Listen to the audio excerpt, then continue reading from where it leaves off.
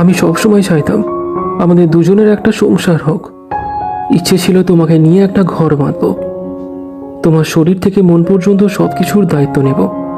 খুব ইচ্ছা ছিল যে তোমার কাছে থেকে তোমাকে একটু ভালোবাসবো।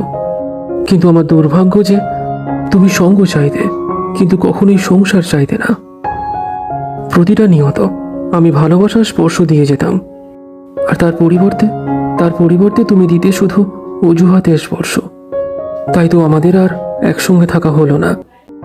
যে ভালোবাসার স্পর্শে মনে প্রাণে একদিন উল্লাস জেগে উঠেছিল, 100 বছর একসঙ্গে থাকা অথবা দুজনে একসঙ্গে বাঁচার যে অভিলাষা তৈরি হয়েছিল, সেই ভালোবাসা যখন স্পর্শহীন হয়ে যায়, তখন জীবনের শেষ অনুভূতি হিসাবে না চোখের জলটাই শুধু বেরিয়ে আসে। সবকিছুর একটা নির্দিষ্ট সীমা আছে।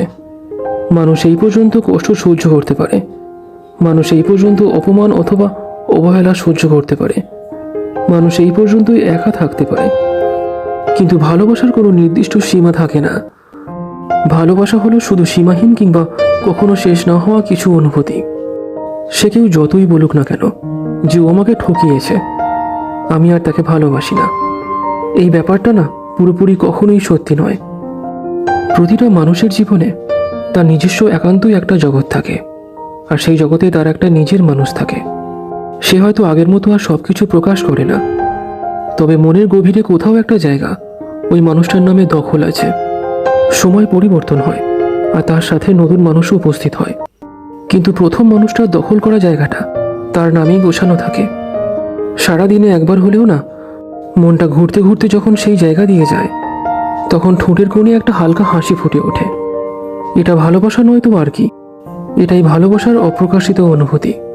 যে অনুভূতিটা একদিন প্রচণ্ডভাবে জীবিত ছিল না, অনুভূতিটা আজকে মরে যায়নি, শুধু ঠান্ডা হয়ে গেছে, নীরব হয়ে গেছে, স্মৃতিরূপে এক জায়গায় স্থির হয়ে আছে মাত্র।